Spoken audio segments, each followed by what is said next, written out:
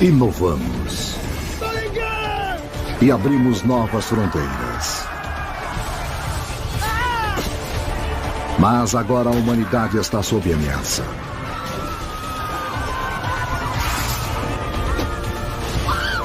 Forças do caos foram liberadas.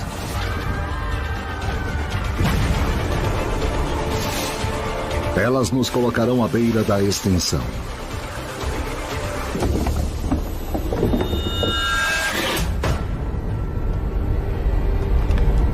Em meio ao caos de um planeta implacável, muitas espécies vão se extinguir, mas para uma, todas as peças vão se encaixar. E uma série de chaves vão abrir o caminho para a humanidade triunfar. Essa é a nossa história. A história de todos nós.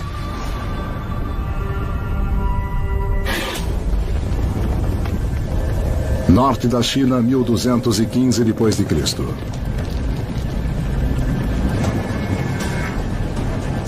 Os mongóis estão chegando. 50.000 guerreiros. O maior exército de cavalaria do mundo. Seu líder, Gengis Khan. Um dos comandantes mais sanguinários da história humana. Seu alvo, Chungchu. Hoje Pequim, a capital da China. As cidades são importantes na história da humanidade. São centros de poder, aprendizado e riqueza. Eles precisam se proteger. Chungchu tem 30 quilômetros de muralhas com 12 metros de altura. Mesmo assim, está vulnerável ao ataque.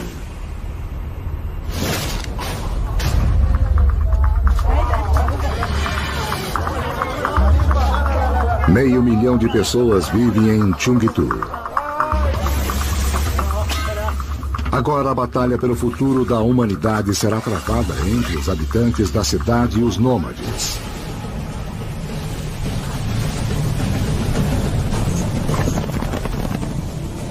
Gengis Khan, filho de um chefe tribal.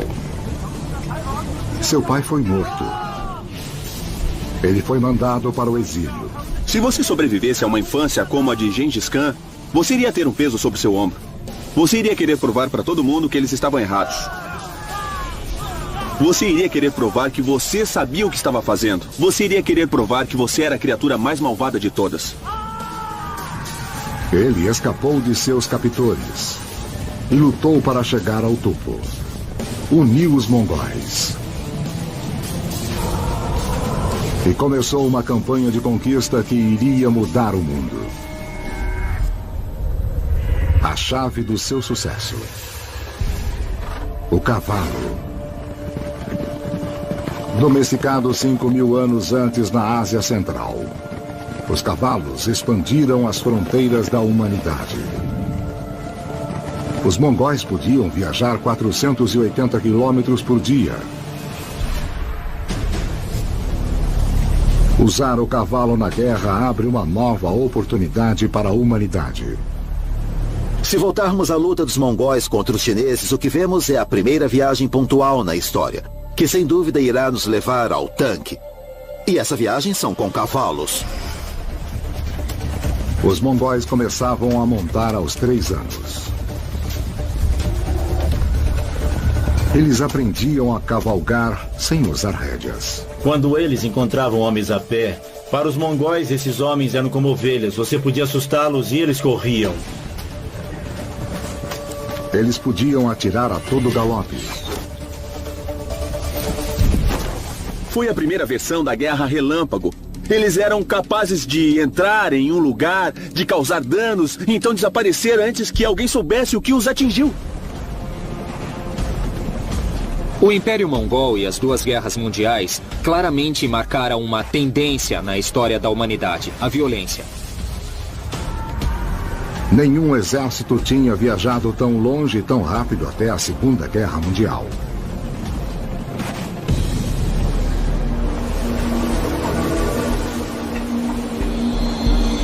As mudanças climáticas foram uma das chaves da história humana. E levou os mongóis a mudarem o mundo.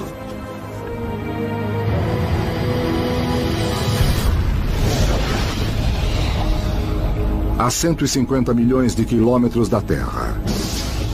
Uma onda de atividade solar.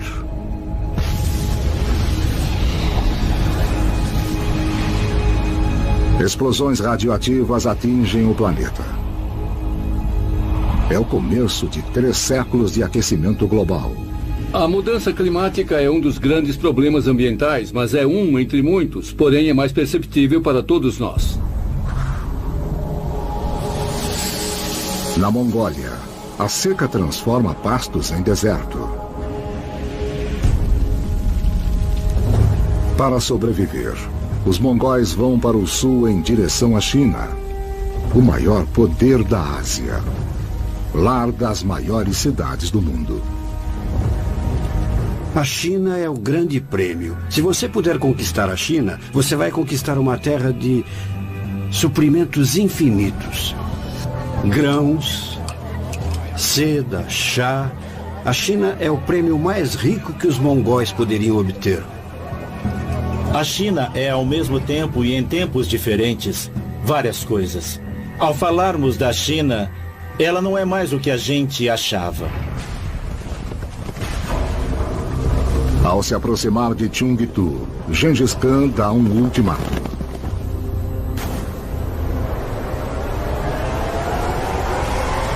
Se render ou morrer. A crueldade mongol é legendária. Prisioneiros são decapitados. São feitas torres de crânios humanos. Crianças são massacradas. Eu imagino alguém olhando da cidade, olhando sobre a muralha, aquela multidão enorme de mongóis vindo na sua direção. Eu acho que imediatamente você se perguntaria: por que eu ainda estou nessa cidade? Eu preciso ir embora ou eu vou morrer?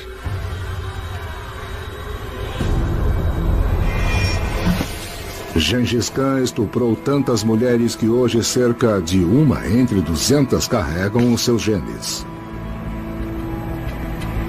A maior felicidade é ter em seu peito as mulheres e filhas dos seus inimigos. Foi dito que 60 mil mulheres preferiram se suicidar a serem estupradas pelos mongóis.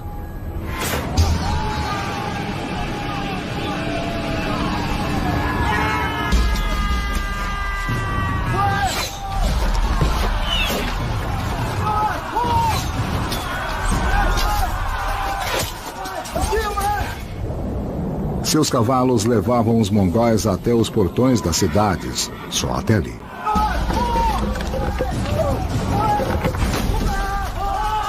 Para tomar a cidade, eles usaram engenheiros chineses. Eles os forçaram a construírem arias. Prisioneiros de guerra atacando sua própria cidade. Para se defender, os soldados de Cheongju precisavam matar seu próprio povo.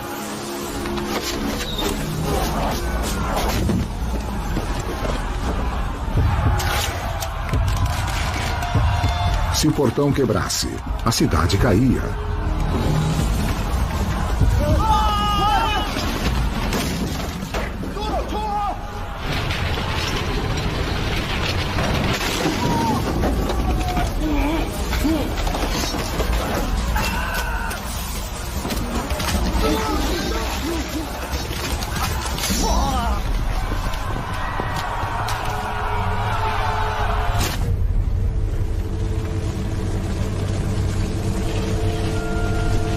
Os mongóis invadem Cheongju e massacram mais de 100 mil pessoas. Daí ateiam fogo à cidade. Os mongóis eram uma força militar inacreditável. Se eles tinham um alvo que queriam tomar, nada ficava em seu caminho. Uma testemunha ocular relata: a terra estava cheia de gordura humana. Em sua época, dizem que Gengis Khan foi responsável pela morte de 40 milhões de pessoas. Tanto quanto Adolf Hitler. Em 25 anos, ele conquistou mais terras do que Roma em 400 anos. 16 milhões de quilômetros quadrados. Até agora, o maior império da história humana. O segredo do seu sucesso: comunicação.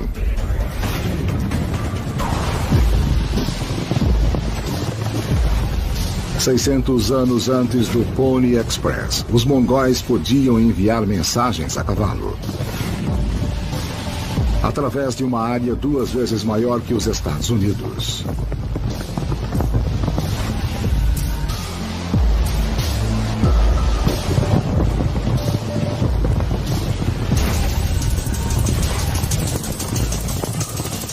A cada 50 quilômetros havia um posto com 400 cavalos. Mensageiros do governo carregando um medalhão oficial podiam receber comida e montaria. Foi o primeiro posto do mundo. Como resultado das conquistas de Gengis Khan, pela primeira vez na história, pode-se viajar com segurança de uma ponta do mundo até a outra.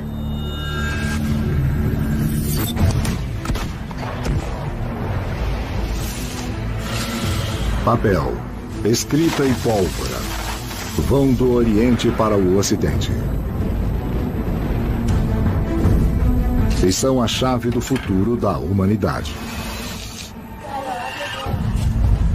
Mas, ao mesmo tempo, o matador está à solta, que irá exterminar metade da população da Europa. A humanidade irá travar sua maior batalha com seu maior inimigo: a doença. Issyk-Kul, um posto de comércio, a meio caminho entre a Europa e a Ásia. Gengis Khan está morto há mais de um século, mas seu império continua. Em suas rotas de comércio, um viajante novo e letal: a bactéria.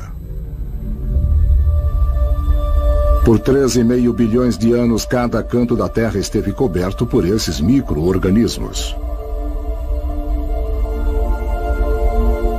Nosso corpo contém mais células de bactérias do que células humanas. Quando um micro-organismo entra de novo na espécie, é muito mais agressivo do que com o passar dos milênios. O micro-organismo não está interessado em matar a pessoa. Ele quer viver, se reproduzir e ser transmitido. Em Issyk-Kul começa uma pandemia.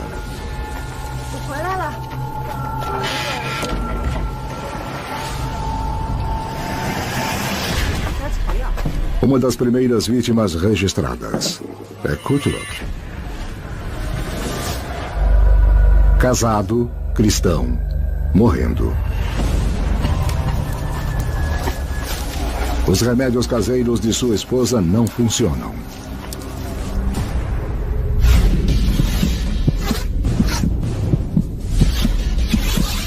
A bactéria corre pela corrente circulatória de Kutulok.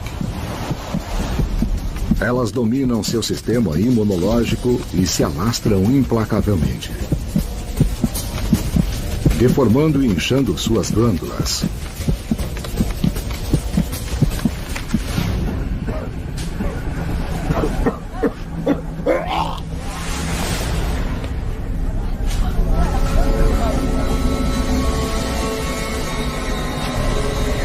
A pele tem feridas cheias de pus. Os bulbos. A peste bubônica, que passa de um para outro por um transportador quase invisível. pulga. Seu alimento é o sangue. Quando ela pica, libera a bactéria da peste na corrente circulatória.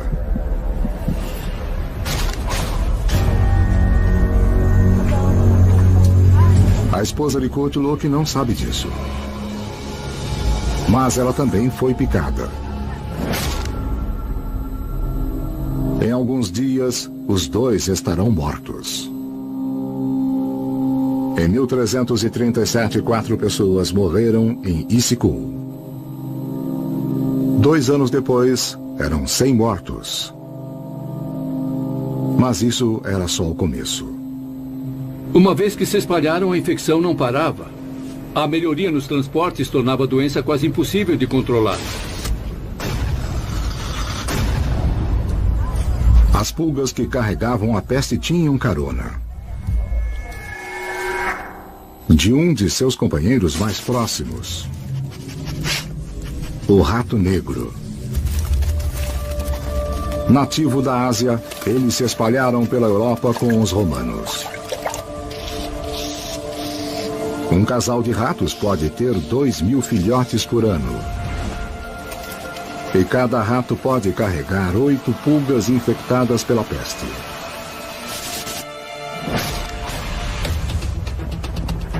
Os ratos negros infestaram a carga que era levada pelas rotas comerciais dos mongóis.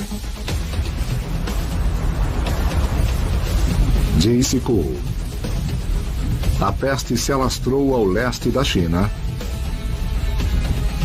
e foi para o ocidente, em direção à Europa.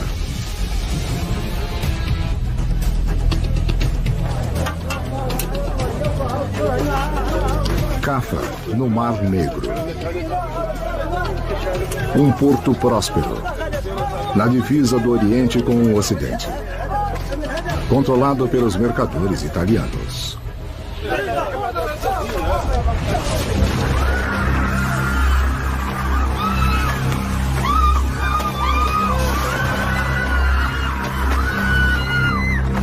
Um homem é tido como responsável por levar a peste para a Europa. Um descendente de Gengis Khan. Jenny Bag.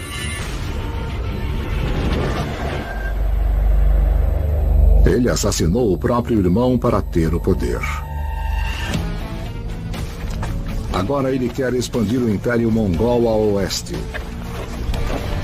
Caffa está em seu caminho. Mas ele tem uma arma nova terrível. A peste mata seus soldados mais rápido do que podem ser substituídos. Mas isso dá uma ideia a Jenny Bag.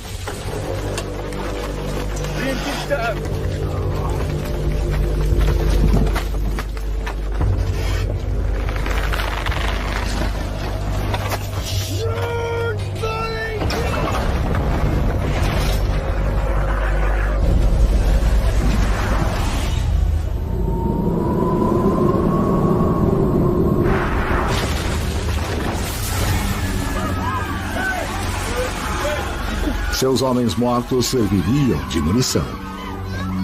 Sitiam a cidade de Caffa, então seus invasores, que são os mongóis, começam a adoecer. E ao invés de se retirarem, eles atiram os cadáveres na cidade. E as pessoas da cidade começam a ficar doentes.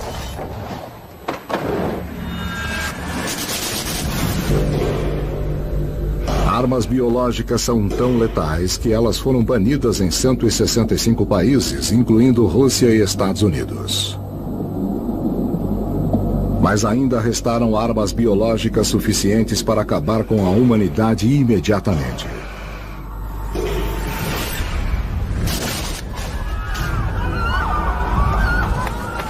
Ninguém tinha usado armas biológicas como Jenny Bag.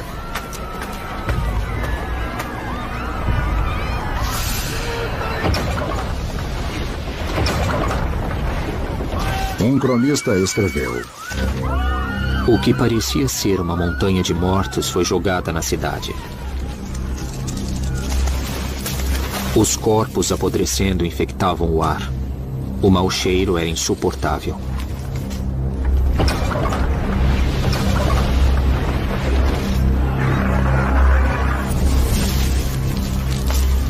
Não existe arma que seja tão terrível quanto a que é usada na guerra biológica.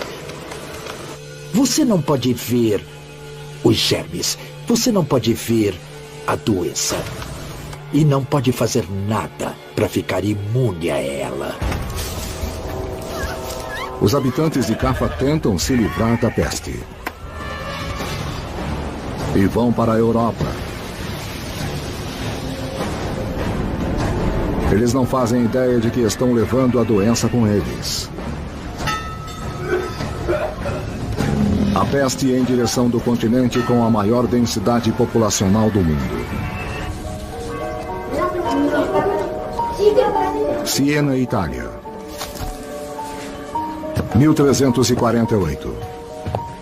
Uma família se tranca em casa, esperando deixar a doença lá fora. O pai escreve um relato, um dos poucos registros encontrados. Quando começa a invasão da Europa. Foi uma coisa cruel e horrível. Eu não sei como começar a contar sobre seu caminho brutal e sem piedade.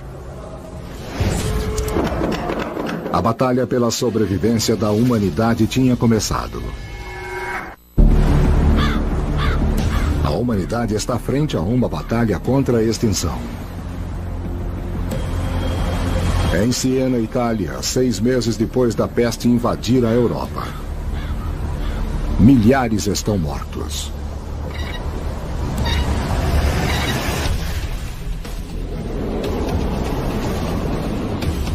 Agnolo de Tura. Um homem de negócios local, o cronista da cidade. Confina sua família dentro de casa.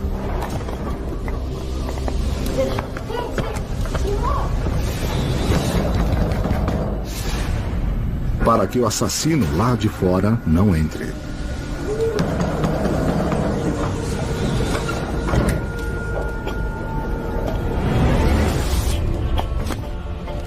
Agnolo usa fogo e fumaça para afastar a peste. Ninguém suspeita que ela é levada por ratos.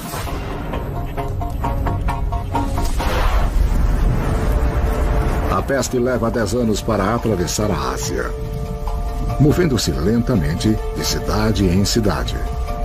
Mas a Europa é o lugar perfeito para sua proliferação. Centenas de cidades, 80 milhões de pessoas vivendo próximas. Essas cidades tinham todas as condições de sustentar a peste, a sujeira e a imundície. Os roedores eram considerados como parte normal da vida nesse momento e ninguém achava que esses roedores e suas pulgas pudessem ser um problema em potencial. Daí você tinha um grande número de pessoas, todas juntas nessas pequenas moradias, e era o tipo de situação que você ia querer se estivesse tentando causar uma epidemia de peste. Os homens dominaram as vacas, mas as minúsculas bactérias, pequenininhas, elas dominaram os homens.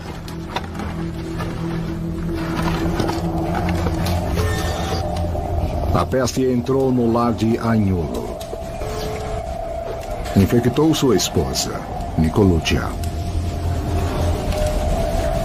Se você nunca viu a peste bubônica, é muito grotesco. Forma-se uma grande pústula roxa. Cria um trauma psicológico, um estrago, um medo incrível. Agnolo tenta qualquer coisa, tudo o que podia. Vomite regularmente aos primeiros sinais de doença. Beba um copo de sua urina 2 vezes por dia. Agora, eu gostaria de falar sobre o valor que o pânico pode ter na sociedade. Aplique um unguento no bulbo feito de mel, ovo e óleo de escorpião para retirar o veneno. Aplique morcegos. Finalmente, o doutor em peste. Seu capuz cheio de ervas para proteção. Seu tratamento: drenar a doença para fora da vítima.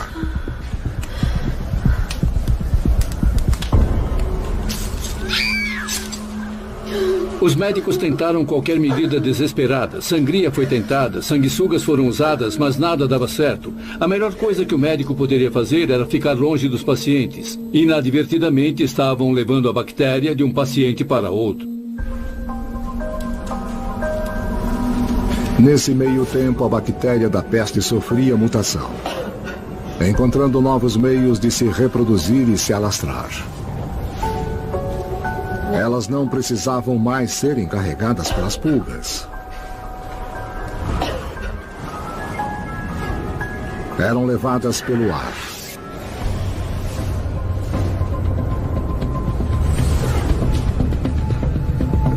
A peste levada pelo ar é diferente porque agora ela pode ser transmitida de um ser humano para outro. Calcula-se que a peste bubônica deve ter matado cerca de 100 milhões de pessoas. Imagine o que eram 100 milhões de pessoas.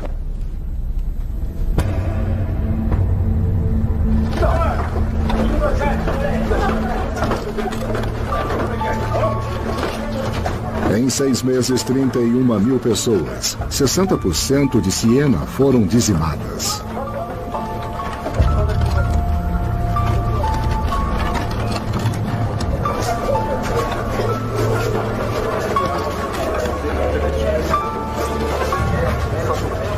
Eu, Agnolo de Tura, enterrei meus filhos com minhas próprias mãos. Não tinha ninguém para chorar suas mortes, porque todos esperavam sua própria morte.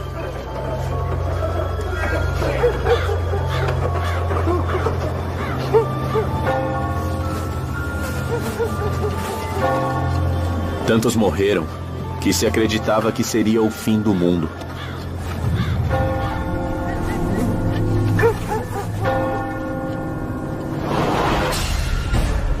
A verdade é que nossa espécie é um dos organismos mais vulneráveis que existem. É só deixarmos de lado tudo que tem a ver com a tecnologia, incluindo tirar nossas roupas, e veremos como passamos uma noite ao relento. Mesmo aqui na cidade do México, por exemplo. Ao fim dessa noite vamos nos sentir muito mal, e ao final de uma semana, muitas pessoas provavelmente ficarão doentes e vão morrer. Agora o desastre testará a fé da humanidade. Avignon, França. Lar do Papa Clemente VI. Um dos homens mais poderosos do mundo. Controlou grandes exércitos e uma enorme riqueza. Quando a peste chega a Avignon, as pessoas esperam que o Papa venha em sua salvação, que peça, que fale com Deus para deter a peste. Mas Clemente VI não pode deter a praga. Ela devasta Avignon, matando 1.300 pessoas em um único dia.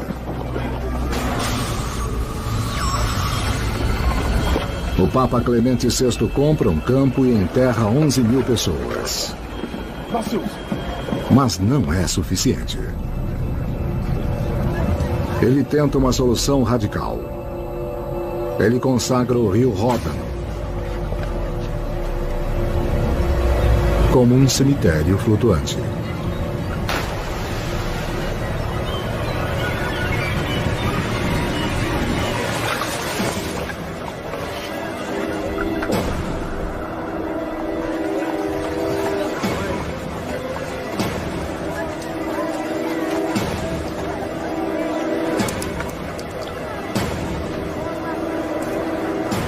Com os corpos flutuando no rio Ródano, as pessoas percebem que o Papa não pode fazer nada por elas.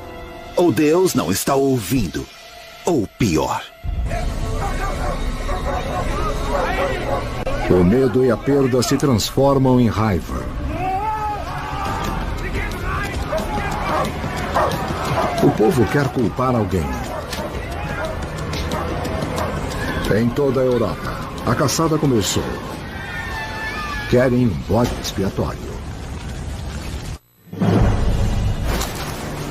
1349. A peste devasta a Europa. A humanidade está fraca e irracional. Está buscando alguém a quem culpar.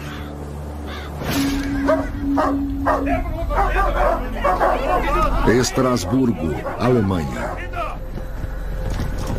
A peste ainda não chegou aqui. Ainda. Mas os boatos se alastram mais rápido do que a própria doença. Uma conspiração diabólica. Dizem que os judeus estão envenenando a água potável.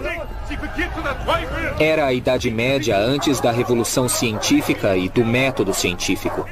Era um mundo cheio de superstições, raiva, confusão e, infelizmente, tudo isso levava ao preconceito.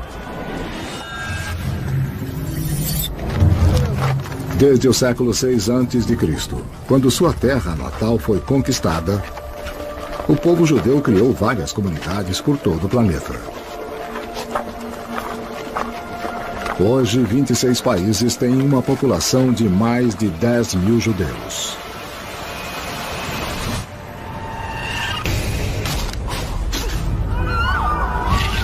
Quando o medo atinge a humanidade, as minorias tornam-se alvo.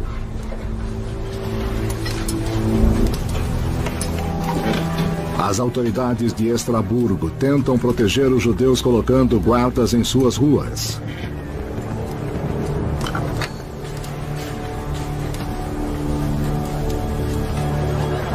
Mas o isolamento leva ao desprezo.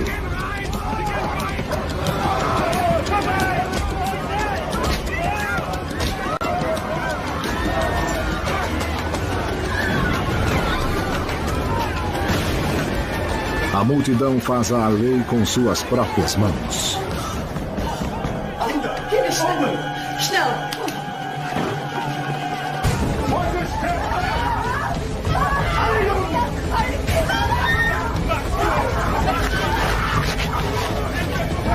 14 de fevereiro, o dia do massacre de São Valentim.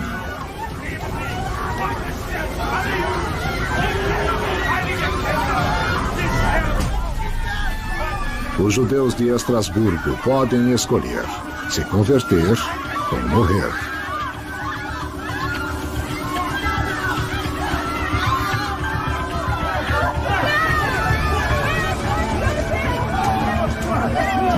Mil judeus são enterrados vivos. Mas o massacre não vai salvar a cidade. 5 meses depois, a peste chega, fazendo mais 16 mil vítimas. Em toda a Europa, grandes cidades estão desertas. Uma testemunha ocular relata: as lojas foram fechadas. Há poucas pessoas. Um grande silêncio está presente em todo lugar.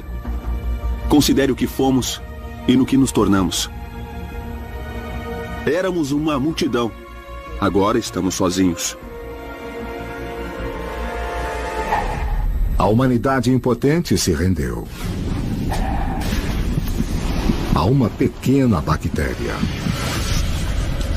Na Ásia e na Europa, a peste matou mais de 50 milhões de pessoas em 15 anos. Mas o isolamento pode nos proteger.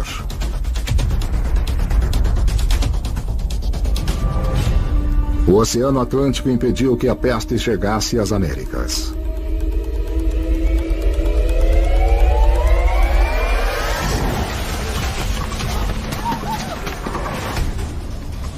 Geralmente, o futuro da humanidade está nas mãos de líderes visionários.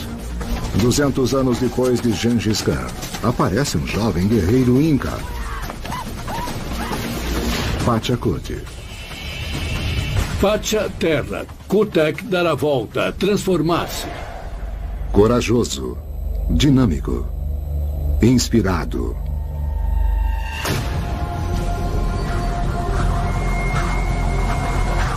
A visão do Deus do Sol em uma batalha poderosa que iria criar o Império dos Incas.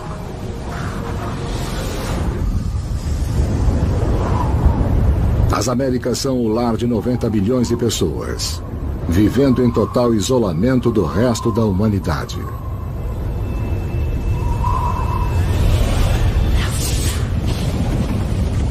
Nesse mundo novo não há cavalos. Eles foram caçados até a extinção.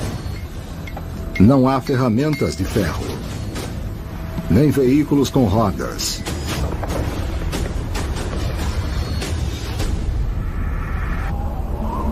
Mas o segredo da vida nos Andes está na agricultura em alta altitude. Era um povo, uma sociedade montanhesa. Se quisessem ter terra disponível para cultivar, tinham que construir plataformas nas montanhas inclinadas. E quando você viaja pelos Andes hoje, você vê os restos dessas plataformas. Milhares de metros acima do nível do mar. Eles tinham plantações, totalmente desconhecidas pelo resto do mundo. Batata, tomate e milho.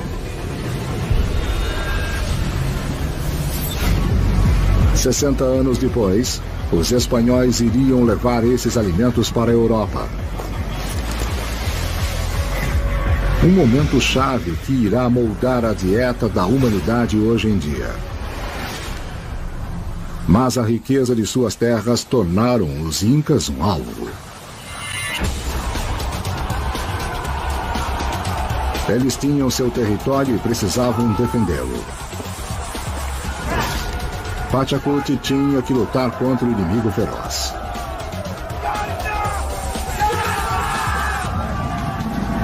Liderado por um rei morto.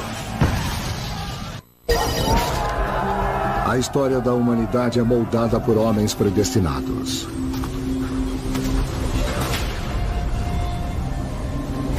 Pachacuti, líder dos Incas. Seu inimigo, os Chancas. Guerreiros com sede de sangue, eles usavam os ossos de seus inimigos como troféus. Seu objetivo, esmagar Pachacuti. E subjugar a capital Inca, Cusco. Cusco Vica estava liderando os Chancas na batalha.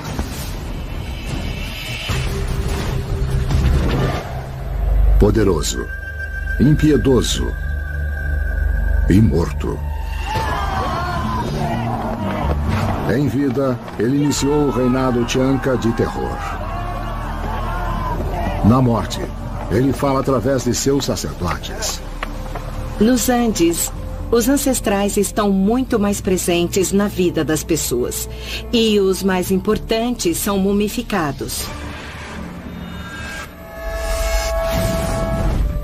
Muito antes dos egípcios, o povo da América do Sul preservava seus mortos.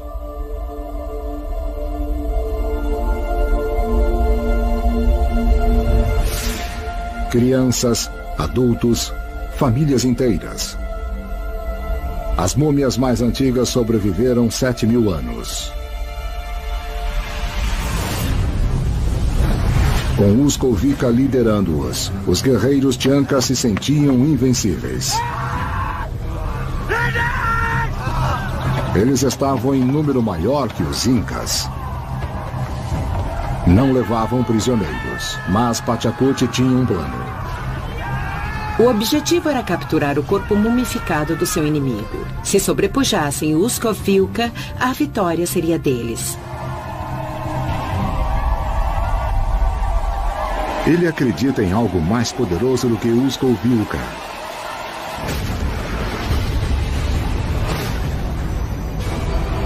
Int, o deus do sol. O deus mais importante da mitologia inca.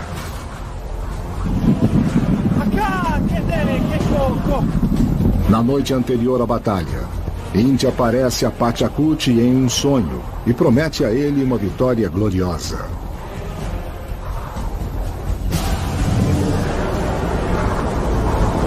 O pai de Pachacuti foi embora. Seu irmão foi embora.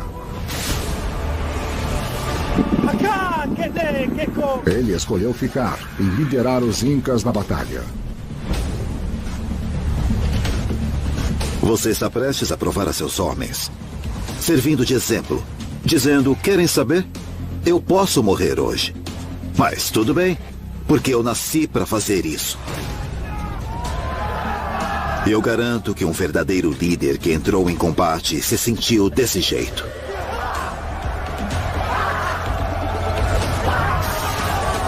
Pachacute provoca os Chancas, alimentando sua ira.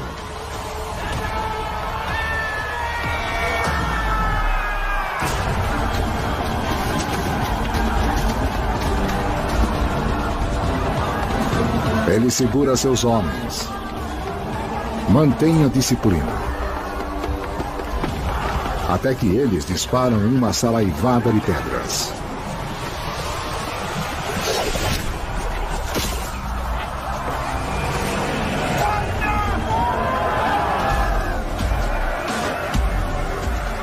Pachacute se movimenta. Quando os Chancas estavam sitiando Cusco, grande parte dos líderes havia fugido. Pachacute assume o papel de defender a cidade. A lenda inca lembra sua coragem.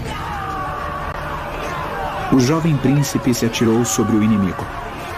Ele era tão ágil e tão rápido que aterrorizou a escolta. Como precisavam multiplicar seu exército e não tinham como fazê-lo, eles juntaram umas pedras e as disfarçaram de guerreiros.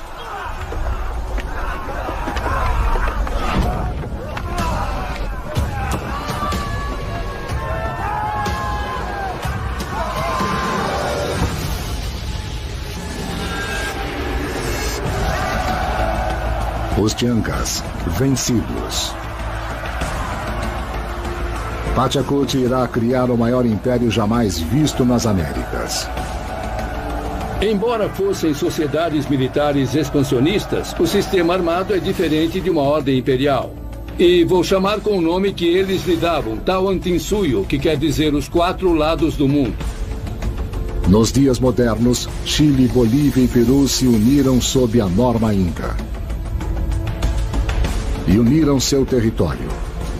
Uma rede de trilhas que se estende por 40 mil quilômetros sobre um dos terrenos mais acidentados da Terra.